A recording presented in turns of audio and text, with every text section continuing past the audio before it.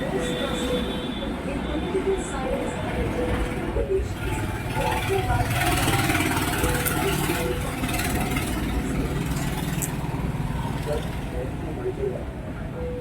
24 years of unmatched expertise, Dr. Rajesh Mishra is renowned for making political science an approachable, high-scoring, and truly captivating subject for English medium students. His guidance transforms preparation into a journey of excellence. Curious to see what sets Dr. Rajesh Mishra apart? Watch the classroom videos linked in the description. Witness his unique teaching style and take the first step toward making the right choice. After graduation with upcoming certificate in 6 months, presented by Dr. Rajesh Mishra. Detailed discussions on previous year questions, comprehensive test series and answer writing practice with expert evaluation. Up-to-date and high-quality study materials. Modern and well-equipped classrooms.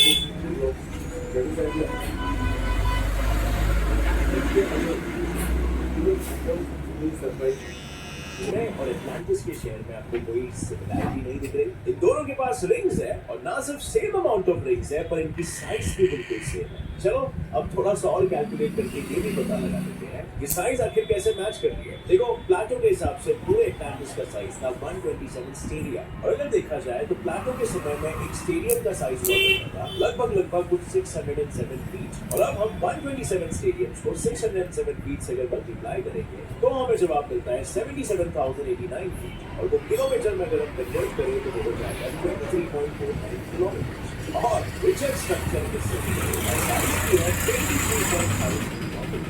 बिल्कुल इतना ही नहीं Plato के हिसाब से Atlantis के दक्षिणी दिशा में mountain और रिचर्ड स्ट्रक्चर के गूगल अर्थ के द्वारा खींचे गए फोटोज में हमें माउंटेन्स पर ऐसी कई लाइंस भी दिखाई देती है और ये लाइंस कई सालों पहले यहाँ पर बहने वाली नदियों की वजह से बनी हुई है और इस बड़े से सर्कल के बीच में आज भी स्प्रिंग वाटर यानी साफ पानी का उत्पादन होता है और इसीलिए इस चीज की संभावना काफी बढ़ जाती है कि अफ्रीका में ही एटलांटिस हुआ करता है। अब अगर हम इमेजिन करें कि लगभग 10,000 साल पहले रिचर्ड स्ट्रक्चर कैसा दिखता था तो वो कुछ ऐसा होता होगा और अगर इतना साइंस सुनने के बाद भी आपको यकीन नहीं हो रहा तो आइए हम इतिहास की थोड़ी सी मदद ले लेते हैं। हम अब तक ये जान चुके हैं कि रिचर्ड स्ट्रक्चर मॉरिटेनिया में क्या पता मॉरिटेनिया के बारे में और जानने से हम एटलांटिस के बारे में शायद बेहतर जान पाएंगे है ना। अफ्रीका के इस मॉरिटेनिया देश में रहने वाले लोगों को बर्बर कहते हैं पर इनके पूर्वजों को माउरी कहा जाता है और इन माउरी लोगों का पहला राजा एटलस था। अब क्या आप गेस कर सकते हो प्लाटो ने अपनी किताब में एटलांटिस का पहला राजा कौन था बताया था? उसका नाम था एटलस और वो पोसेडॉन एक ग्रीक गॉड का पहला बेटा था और उसी के नाम पर पूरे शहर का नाम एटलांटिस भी रखा गया था। ऐसे भी आप एक सहयोगी मानोगे ठीक है तो इस बात को भी सच साबित करने के लिए हम इतिहास के पिता हेरोडोटस को भी इसमें शामिल कर लेते हैं। हेरोडोटस को फादर ऑफ हिस्ट्री इसलिए कहा जाता है क्योंकि वो पहले ऐसे इतिहास यहाँ पर इस चीज की संभावना है। प्लेटो ने जब कहा कि एटलांटिस स्पेन के दक्षिण में तब उन्हें मेबी ये नहीं पता था कि वो स्पेन के दक्षिण में ही है पर इतनी नजदीक नहीं बल्कि थोड़ी दूर है और हेरोडोटस के नाम पर जिस जगह एटलांटिस आज के दक्षिण में बिल्कुल उसी जगह पे Mauritania and more precisely Richard structure है।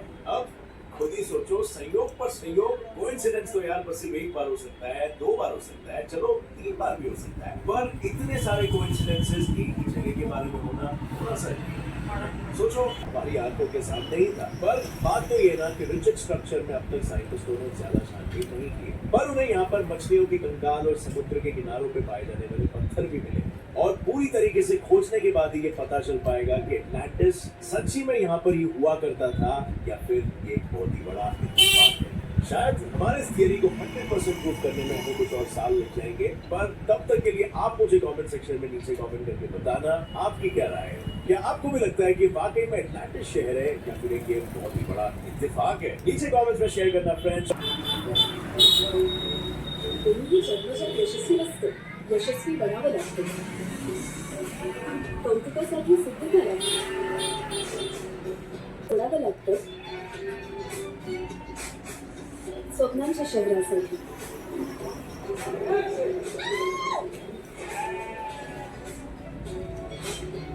नाव आणि पुरस्कार आपल्या हिमतीवर मिळवावे लागतात, कारण यश तेव्हा चांगलं वाटतं जेव्हा आपण ईस्ट वेस्ट नॉर्थ और साउथ से एक्यूरेटली अलाइन है, यानी उसका हर एक एज हमारे चारों डायमेंशन को